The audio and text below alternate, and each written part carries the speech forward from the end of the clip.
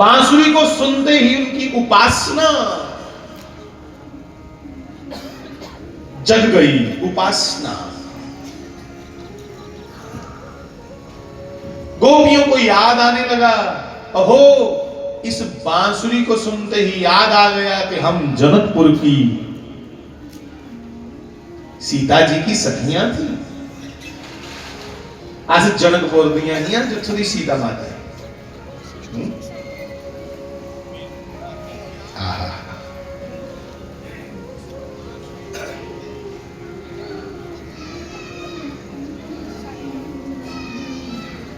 और जब राम जी जनकपुरी का दर्शन करने के लिए निकले, जनकपुरी को देखने के लिए, तो जनकपुर के बाजार में श्री रामचंद्र भगवान और लक्ष्मण के पीछे वहां की वृद्ध माताएं, बूढ़े, बच्चे, इवन पक्षी भी पीछे उड़ते हुए जा रहे हैं कि इसका दर्शन कर लो, ये कौन है, ये लौकिक नहीं, ये पारलौकिक है, ये इस धरा का नहीं है, ये कोई दिव्याति दिव्य है, ये प्राणों का भी प्राण चल रहा है भूमि पर।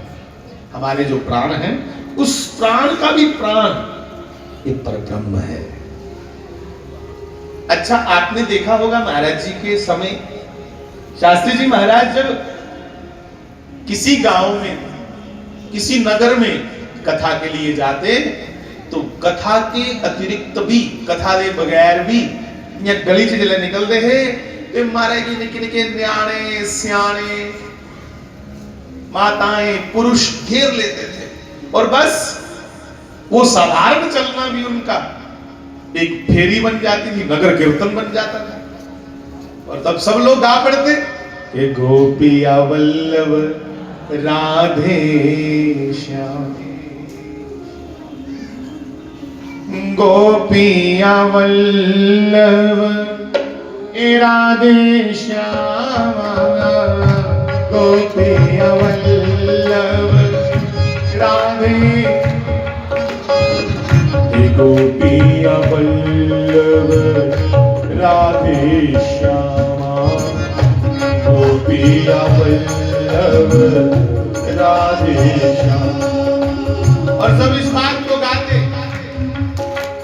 गोपिया वल्लभ, गोपिया वल्लभ कृष्ण मुरारी राधे, कृष्ण मुरारी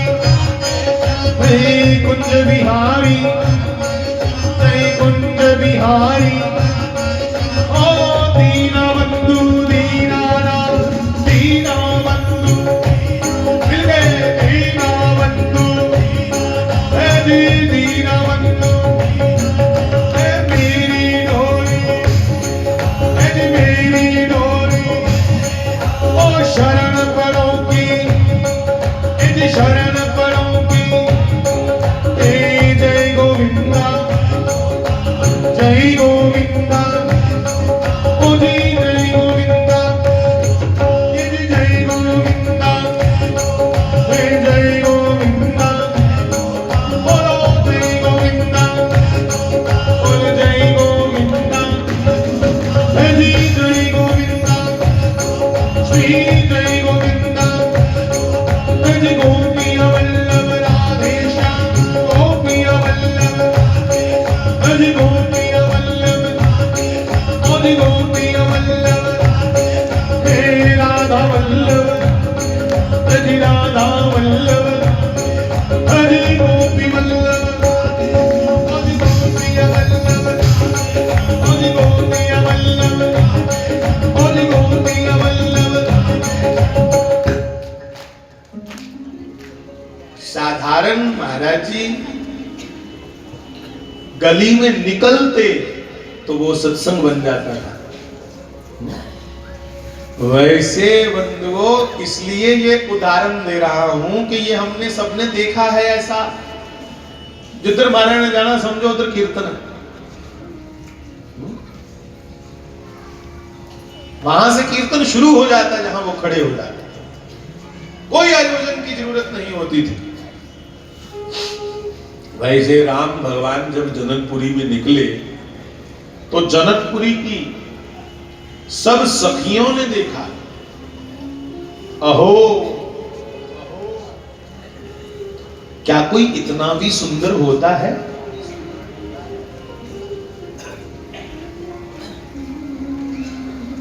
अधरम मधुरम मधुरम हे वदनम मधुरम मधुरम नयनम मधुरम हसीतं मधुरम हृदयं मधुरम गमनं मधुरम मधुराधिपतेरखि यं मधुरम अदरम मधुरम। भगवान के उस माधुर्य को देख करके सबने एक स्वर में कहा कि पति हो तो ऐसा हो।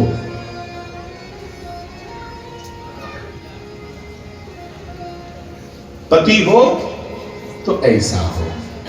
अब कामना तो सबकी है, पर सब ब्याह नहीं कर सकती, इसलिए उन्होंने कहा हम चाहती हैं इस सबके साथ तो ब्याह कर नहीं सकते, बड़े मर्यादा पुरुषोत्तम हैं, तो हे गोविंद हमारी सीता जी का पति है। पर ये मन में दबी हुई बात सबके है, सारे ने मना किया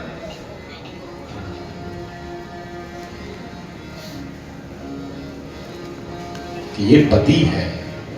और हम आप भी तो रोज कहते हैं, आज तो स्मित आखने के पति नहीं हो, तुम हो एक अगोचर हम सब के प्राण पति। अरे हम तुम कहते हैं तो उन्होंने कह दिया तो कौन सा अपराध हो गया? आज तो स्मित आखने। भगवान शरीर के नहीं भैया, भगवान प्राणों के पति हैं, आत्मा के पति। तो सबने एक स्वर में कहा। तो भगवान कभी भी किसी की बात को सुनकर के अनसुना नहीं करते। सबने तपस्या में लीन होकर के यही वरदान मांगा और भगवान ने कहा द्वापर के अंत में मैं तुम्हें पति रूप में प्राप्त हो जाऊंगा। आज ये सब वही गोपियां हैं, भले ही भगवान कृष्ण से बड़ी हैं आयु में, पर भगवान को पति रूप में प्राप्त करना चाहती हैं। पति मैंने जो हमारी रक्षा करे, जो हमारी पत रखे, लाज रखे, वो पति।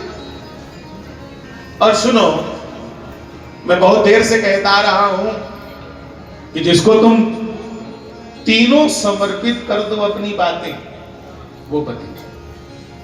तन मन धन सब है तेरा।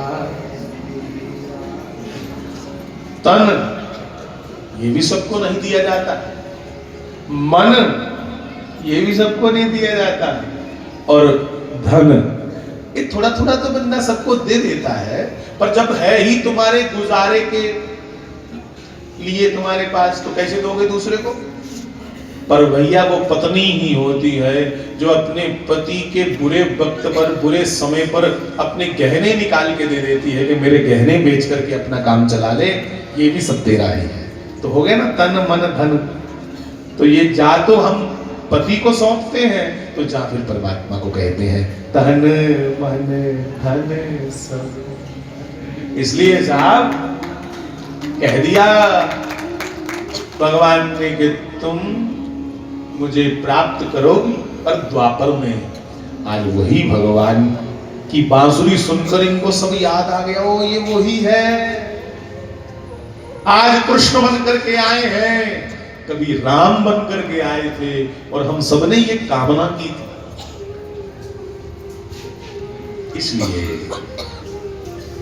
इसलिए आज अपने मन की कामना को माता कात्यायनी के सामने सीधा स्पष्ट रूप में कह दिया, पति में कुरुते नमः।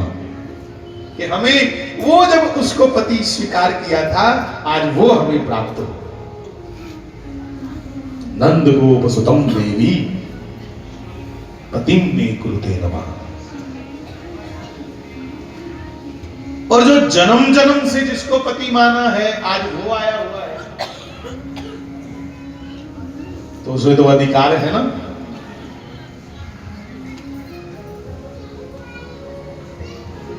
श्लोक के शब्द आगे पीछे ना हो जाए इसलिए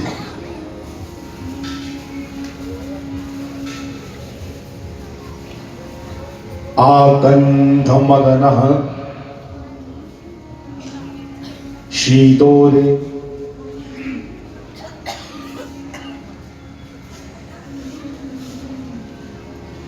जल में यमुना जी के स्नान कर रही हैं, कंठ कंठ जल में नग्न होकर के, और कृष्ण को कह रही है कि तुमने हमारे वस्त्र चुराए। अब देखिएगा, भगवान की आयु है यहां 7-8 वर्ष, और गोपियों की ये बड़ी है भगवान से 25-25 वर्ष। तो बड़े करे आपने करा दी गल कर लो, साढ़ा 5-7 बरे ना जागतो है, अंदर मां खुरे च ना आदि हुए ते कई बारी जागता है, जागता चादर फड़ाया होंदा ना। नांदे नांदे अपने का पुत्र, ये पुत्र छोटा है, अपने पुत्र की याद नहीं है, वो मेरे कपड़े पे दे पुत्र फड़ाया हो जाए, तो अपना ही बेटा उसे वस्त्र पकड़ाता है। और वही पुत्र जब युवावस्था में पहुंच जाए तो अपने ही पुत्र से शर्म आती। और उस दृष्टि से भी देखा जाए तो कृष्ण भी 7-8 वर्ष के हैं, इसलिए गोपियों ने कहा, यहां क्या कहा सुनिएगा, कि हे श्याम सुंदर हम सब तुम्हारी दासियां हैं, क्योंकि पूर्व की स्मृति जाग चुकी है, पहली वो चेतना जागी चुकी है कि वो नहीं है आम बच्चा, ये राम है साक्षात भगवान। हम सब तुम्हारी दासियां हैं, जो तुम कहोगे हम वो करेंगे। हे धर्मज्ञ, अगर कृष्ण शरारती होते तो गोपियां भगवान कृष्ण से वस्त्र मांगते हुए उसे धर्मज्ञ ना कहती, यहां पे वस्त्र मांगते हुए कह रही हैं, हे धर्मज्ञ तुम हमारे वस्त्र हमें वापस दे दो। धर्मज्ञ कह के वस्त्र मांगे जा रहे हैं। तो धर्म का ज्ञाता है, धर्म को जानने वाला है। अच्छा, जेड़ियां शरारती थोड़ी जइयां खोरे सवारियां हां, उन्हें थोड़ा डराने की कोशिश की, पता सानू है तू कौन है, पर सुन जे तू वस्त्र नहीं ना दिते असे राजे कैंस की सुनाना, सजा दवाड़ी थी, तेरी शिकायत करेंगे। और देखो भगवान ने गोपियों से कहा, सुनो गोपियों तुम मुझे धर्मज्ञ कह रही हो, तो धर्मज्ञ कहा तो एक उपदेश ले लो। क्या उपदेश दिया? स्नानम दानम तथा होमम,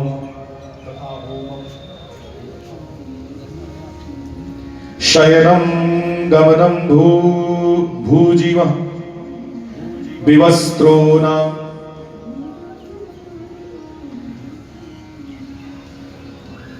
तत्कुर्वीत कुर्वाणः पाप कृत भवेत्। कहा स्नानम दानम होमम शयनम, नौंदे हुई दान करते हुई,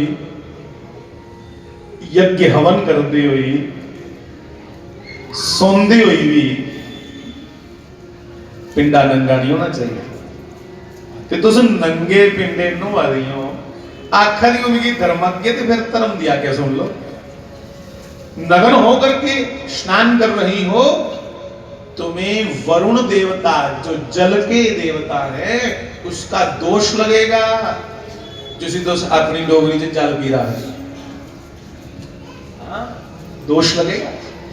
इसलिए निर्वस्त्र होकर के स्नान करना तो बड़ा भारी अपराध है।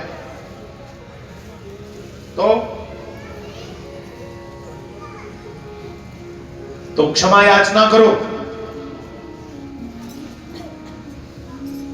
एक निर्वस्त्र ये स्नान किया और तुसे दूसरा अपराध एक और किया कि जिसी भी अपना आराध्य समझना, चाहे वो साढ़े परमात्मा ने, चाहे वो साढ़े गुरु ने, चाहे माता पिता ने, बड़े भरा ने, उन्हें की एक कथ करने नहीं प्रणाम किया चलो कई ने करते ना महाराज ये सारी सभ्यता है। अच्छा कई कई के करते इन्हें एक कथ करने गोडे हाथ लगाते ये केड़ा पैरे भी है यार। तो एक हाथ से प्रणाम करने से भला आप दोनों हाथों को जोड़ करके अपने मत्थे से लगाओ, ये आदर पूर्वक प्रणाम है। ऐसे ये मुद्रा भगवान को बड़ी प्रिय है। तो आपने दो अपराध किए, एक तो तुमने मुझे एक हाथ से प्रणाम किया, एक ना प्रणाम, और दूसरा नग्न होकर स्नान करती हो। चलो वचन दो कि तुम आज से नग्न होकर स्नान नहीं करोगी। तो कान पकड़ के वचन दिया सबने कि हम आज से गंगा यमुना आदि सब नदियों में जब जब स्नान करने जाएंगी तो हे तुम्हें गुरु समझ के वचन देती हैं कि हम कभी नग्न होकर स्नान नहीं करेंगे। तो बड़ा छोटा प्यारा नन्ना सा गुरु है हमारा, धर्मज्ञ है। और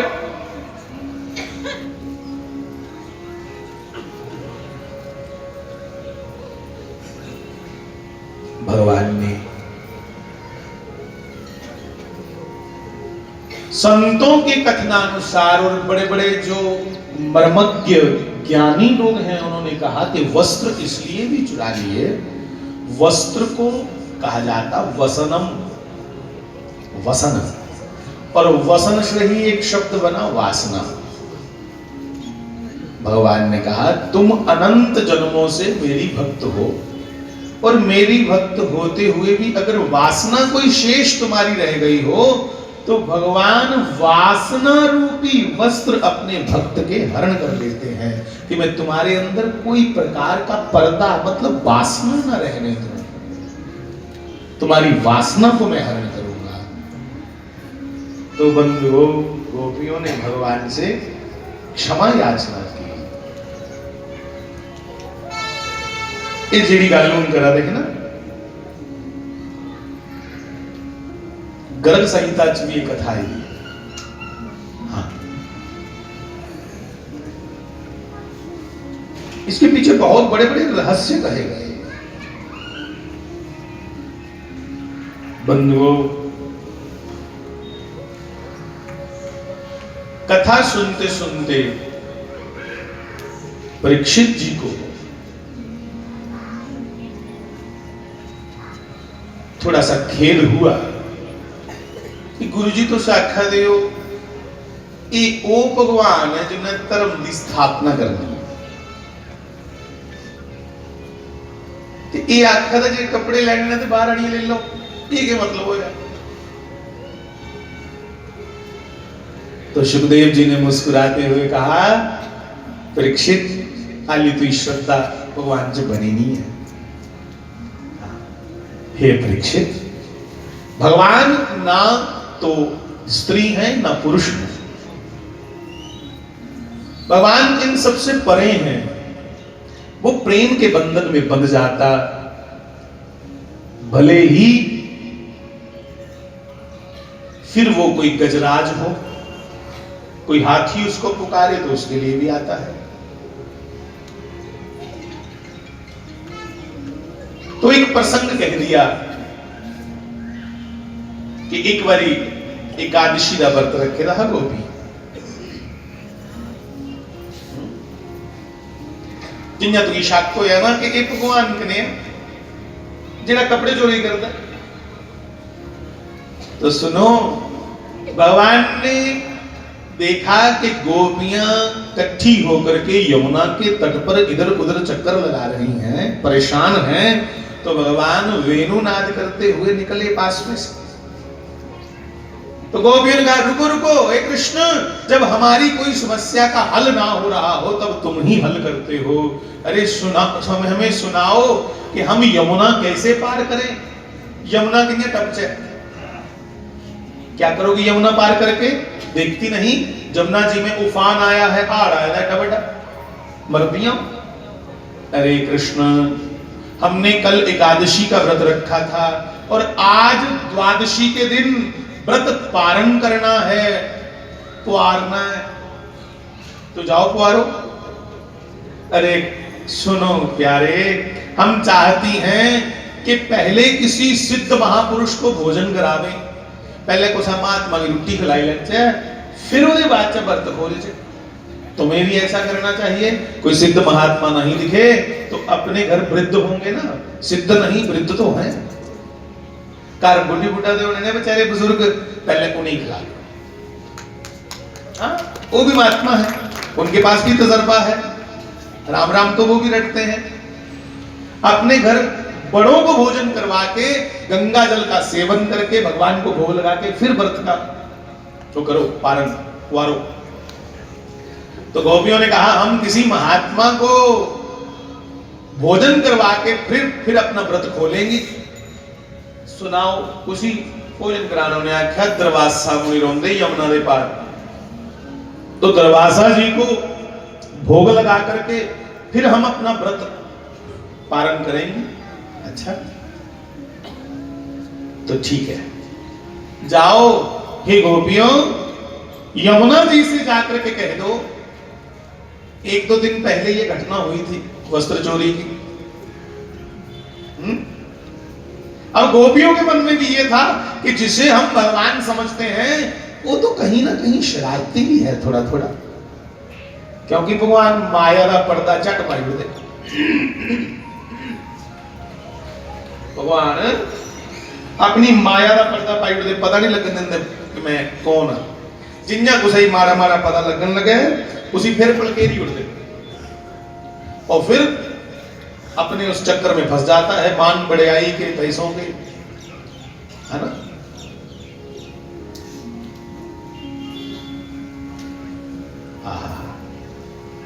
गोपियों के मन में अभी अभी आया था चीर हरण के समय भगवान का उपदेश सुनते हुए कि ये तो ब्रह्म की भाषा बोलता है, और अभी अभी 2 दिन बाद आ गया कि कपड़े चुके आए थे शरारती। तो तुरंत भगवान दिख गए मार्ग में, काहे लाला ओ कृष्ण यमुना पार करनी है भैया, रास्ता बता। तो भगवान ने कहा जाओ री गोपियों, यमुना जी के पास खड़े होकर के हाथ जोड़ के बोलो कि अगर हमारे कृष्ण ब्रह्मचारी हैं तो हमें रास्ता दो। क्या क्या? अगर सारे कृष्ण ब्रह्मचारी ने, और सुनो,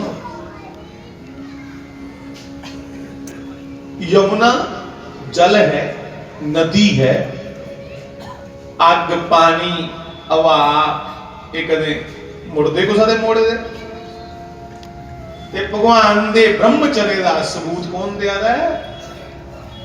बड़ा हाड़ चढ़े दा, सूंका मारा दा, और गोपियों ने विश्वास नहीं हुआ था कि ये सच बोल रहा।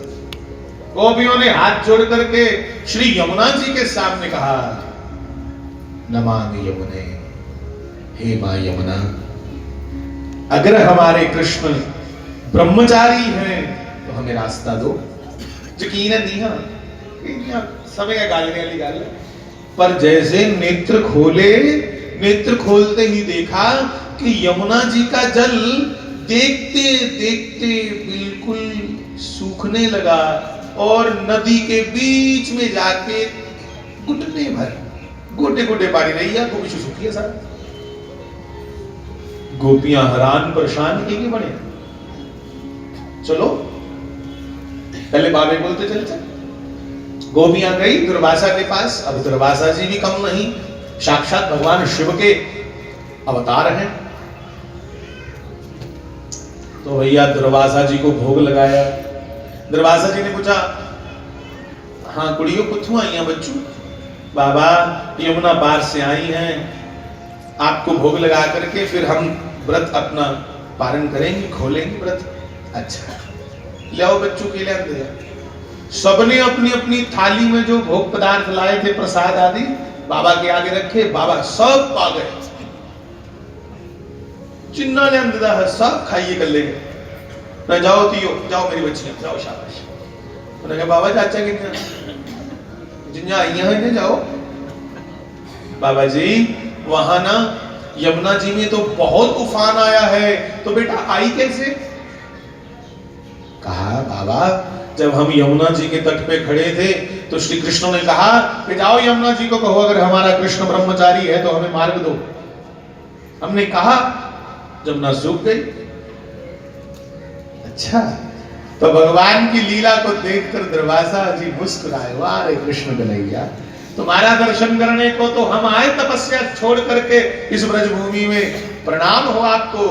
तो जाओ गोपियों, तुम यमुना जी से फिर कहो कि ये दुर्वासा मुनि जब से पैदा हुआ है अगर इसने अन्न का एक भी दाना नहीं खाया तो हमें रास्ता दो।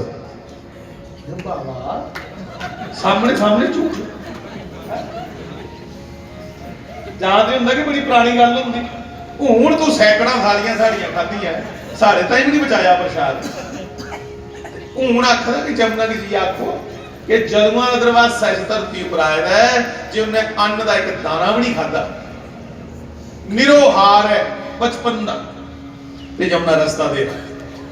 ये चंगी गल है, चलो आखो मरदा केड़ी करता।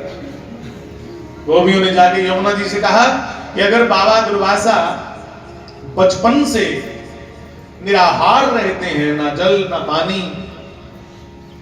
अगर उनके व्रत में नियम में कोई सच्चाई है तो हमें मार्ग दो। तो यमुना जी पुनः सूख गई, गिट्टे गिट्टे पानी हुई है। गोपियां वापिस आई, वापिस आकर के गोपियों ने श्री कृष्ण को ढूंढा, ये तो पोएसी ये देख सकता जवाब। कृष्ण को ढूंढा, कहा रे कृष्ण आज तेरा मोर पंख बांसुरी ये सब तोड़ फोड़ देंगे। ये क्या नौटंकी है कि सैकड़ों थालियां भोजन करके भी दुर्वासा जी निराहार व्रत के पालन में लगे हुए हैं और तुम थोड़े दिन पहले वस्त्र हरण कर रहे थे। आंदे जंदे कदे साड़ी चाटी टोड़ी उड़ना है, कदे कोई शरारत करना, नाक ना पाए तो साढ़े कुछ नाक ना मतलब जेडी कोई मती मुट्ठी ओदा ना बोलिया पाई ओडे दा एक आकर कुथे जा रही नाक ना पाए दे। और ब्रह्मचर्य के लिए कहा गया है कि ब्रह्मचारी लकड़ी की बनी हुई स्त्री को भी हाथ ना लगाए। कि तू दे कपड़े चोरी करदा, तू किने ब्रह्मचारी ते ओ बाबा सीधे सीधे झूठ मारी है। ओ दे रोटी खाने के बावजूद भी वो बरतादारी। इस गल का खुलासा कर। तब श्री कृष्ण ने कहा, हे गोपियों, दुर्वासा जी ने जो तुम्हारा भोजन किया उस भोजन में दुर्वासा जी की कोई रुचि नहीं थी, कोई मन नहीं है वो रोटी च फसे वाला, वो कोई बलगा नहीं है। कोले गोपियां आंदियां ते कोले स्वाद लगे। बंदा उसले गुनेगार हुंदा जिसले स्वादू बनी हुंदा, जिसले वो अपने मन की इन्वॉल्व करता है भोगें च, उसले गुनेगार। मेरी बात समझ रहे हो ना? मृत्यु का दंड तब मिलता है जब तुम्हारे अंदर मानसिकता है किसी को मारने की। पर अगर कोर्ट ने, बड़े अच्छे लायक वकीलों ने यह साबित कर दिया कि इससे वो आदमी मारा गया, मानसिकता नहीं थी, बाय एक्सीडेंट मारा गया, मानसिकता नहीं थी, इन्हें मना च नहीं है मारना, हाँ? इसके मन में नहीं थी हत्या, कि मारना नहीं चाहता, बाय एक्सीडेंट मर गया। तब कोर्ट उसको बरी करता है कि मानसिकता नहीं, मरी है बोला। पर अगर मरिया नहीं पर मानसिकता ही तावी अटेम्प्ट टू मर्डर कितनी दी दफा 307 लगती पूछना चाहता, क्योंकि ये मानसिकता ही मारने दी, मरिया भावे नहीं पर मारना चाहता तो फिर 307 लगती। पर मरी है पर मारना नहीं चाहता, बंदा मरी ही सकता। तो तुम पापी कब हुए? जब तुमने अपना मन इन्वॉल्व किया, उस भोगों को रस ले लेकर के तुमने भोगा, तब तुम भोगी। तो जो तुम भोजन लेकर के गए, बाबा जी उस भोजन की प्रतीक्षा में नहीं थे। बाबा ने भोजन इसलिए किया कि अगर मैं भोजन नहीं करूंगा तो इन बच्चियों का मन टूट जाएगा, दिल टूट जाना बेचारी का। एक किड्डी श्रद्धा करने आई दी है, उन्हें तुहाड़े वास्ते वो भोजन किया, बाकी उन्हें ना स्वाद दिखिया, ना लूणा ना मिठा, कोई ध्यान नहीं होता। तुहाड़ी प्रसन्नता वास्ते उन्हें भोजन किया, उसका बिल्कुल भी उस रोटी च कोई ध्यान नहीं है, कोई भुख नहीं है अंदर, इसलिए वो करता पन कोला मुक्त हुई, वो खाइए भी ਉਹਦਾ ਵਰਤ ਨਹੀਂ ਟੁੱਟੇ। ਤੇ ਅਸੀਂ ਤੇ ਕਾਦਸ਼ੀ ਰੱਖੀ ਦੀ ਹੁੰਦੀ ਹੈ, ਤੜਕਾ ਕੋ ਹਰੇ ਘਰ ਲੱਗੇ ਨਾ ਆ ਸਕਦੇ ਆਏ ਹਾਏ ਹਾਏ ਸਵਾਦ ਆ ਗਿਆ, ਮਨਾ ਕਰਨੇ ਪੂਰੇ ਭੋਗ ਭੋਗਣੇ। ਉਹਨੇ ਆਖਿਆ ਚੱਲ ਠੀਕ ਹੈ, ਉਹਦਾ ਤੇ ਮੰਨੀ ਲਿਆ ਨੇ, तू अपनी सलाह, तू कितने ब्रह्मचारी? साधु के मन में नहीं था भैया, मान लिया। तब कृष्ण ने कहा, हे गोपियों, मेरे मस्तिष्क पर जो ये मोर का पंख है, ये मेरे ब्रह्मचर्य की निशानी है। तुम तो नहीं समझती, पर बड़े बड़े योगी, बड़े बड़े तपस्वी मेरे मोर पिच्छ को देख करके, मोर पंख को देख करके समझ जाते हैं कि यही योगेश्वर कृष्ण है, यही योगी राज है, यही आदि योगी है, यही परम तपस्वी है, यही साक्षात नारायण है।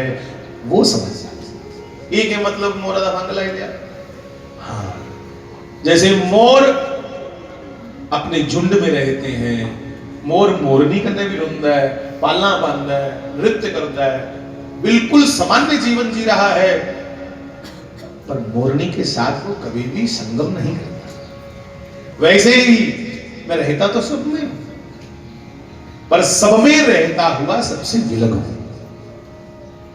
मैं किसी में भी आसक्त नहीं, मुझे कोई मिल जाए तो स्वागत, और कोई बिछुड़ जाए तो कोई कम नहीं। मेरे अंदर कोई कामना है ही नहीं गोपियों, मैं कामना मुक्त हूं। मेरे पास सब कुछ है, पर मेरे पास मन नहीं है। भगवान के पास मन नहीं, तो भगवान का मन कहां है? भगवान का मन भक्तों के पास रहता है। नारद जी के लिए कहा गया शास्त्रों में कि नारद जी भगवान का मन है, और ये मन भगवान का हमेशा कैसे भक्त सुखी हो, कैसे ये पूरा सृष्टि चक्र सुख पूर्वक चलता रहे, उसमें लगे रहते। मेरा तो मन ही नहीं है। मैं प्रत्येक अपनी क्रिया इसलिए करता हूं कि ये यथा माम प्रपद्यन्ते तान् तथैव भजाम्यहम्, हम मेरे भक्त जिस प्रकार प्रसन्न हो, वो जैसे जिस भावना से मुझे याद करते हैं, उसी भावना से मैं उनके लिए उनके पास चला जाता हूं। कोई पुत्र समझे तो जी महाराज मैं आपका पुत्र हूं, कोई पिता समझे तो हाँ प्रहलाद मैं तेरा पिता हूं, कोई मित्र समझे तो सुदामा मैं तेरा मित्र हूं, तो कोई पति समझे तो मैं उसका पति हूं। मूलतः मैं हूं कुछ भी नहीं, मैं तो सच्चिदानंद घन स्वरूप, जो हमेशा अपने आनंद में ही विचरण करता रहता हूं। इसलिए मैं दोष से परे रहता हूं, क्योंकि मैं कभी भी कहीं भी भोक्ता बन करके नहीं, मैं कुते भी स्वाद लेने नहीं जाता, मैं ते दूसरे दे सुख ले जाता। गोपियों को कुछ कुछ समझ आई, और मन ही मन सब गोपियों ने भगवान को प्रणाम किया। बंधुओं, हम आप भी इस बात को पक्का पक्का ठान लेने कि वो परब्रह्म परमात्मा, ये सूर्य चंद्र भी जिसके खिलौने हैं, जिसकी आज्ञा से समय समय पर सूर्य चंद्र अपना काम कर रहे हैं, हवाएं चल रही हैं, नदियां बह रही हैं, उस परम पिता की लीला पर कभी भी संदेह नहीं किया जाए। गोस्वामी तुलसीदास जी को आप पढ़िएगा तो देखिएगा, जहां जहां आपको लगे कि भगवान यहां रुदन कर रहे हैं, तो तुरंत गोस्वामी जी वहां सिद्ध कर देते हैं कि भगवान यूं मत दिशा के करे हो, ये भगवान यूं ये लीला करा रही है सिर्फ प्रमाण वास्ते। तो भैया उस पे संदेह करना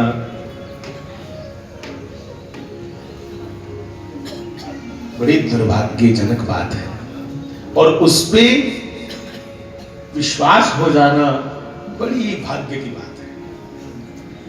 हमेशा हमारा विश्वास भगवान पे बना रहे, ज्यादा कुछ ना कहता हुआ है।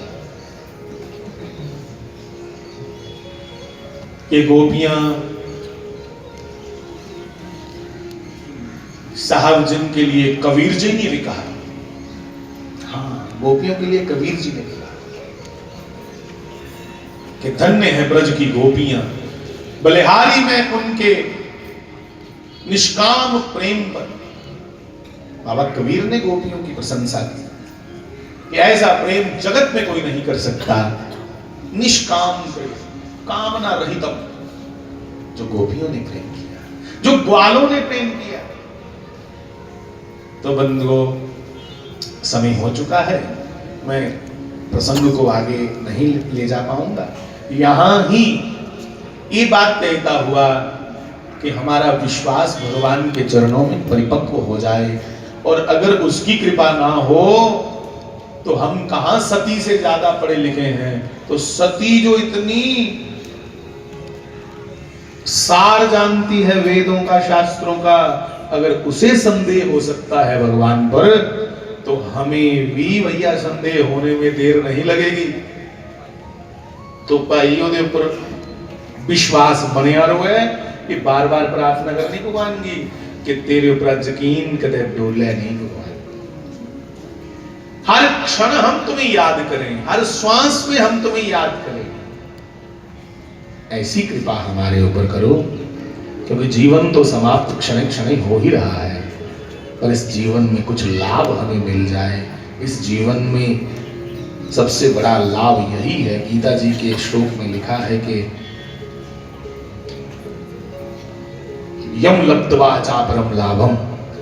अगर सबसे बड़ा कोई लाभ है तो वो यही है कि इस जीवन के रहते रहते हम श्री कृष्ण को या उसकी भक्ति को प्राप्त करें। उसके अतिरिक्त हमें कुछ और मूल्यवान दिखे ही ना। उदय बुल्ला महंगा किशोर लग गए, एकमात्र कृष्ण ही प्राप्त करने योग्य है साहब। एकमात्र उनकी कृपा ही इस मानव जीवन में प्राप्त करने योग्य है। ज्यादा कुछ न कहता हुआ वाणी को विश्राम माता श्री और महाराज जी के पवित्र पावन चरणों में प्रणाम निवेदित करके यहाँ वाणी को विश्राम दूं, और फिर कहूं कि बड़े दयालु हैं महाराज जी, बड़े कृपाल हैं। विकास जी कभी कभी गाते थे आपके, मैं तो जपूं सदा तेरा नाम।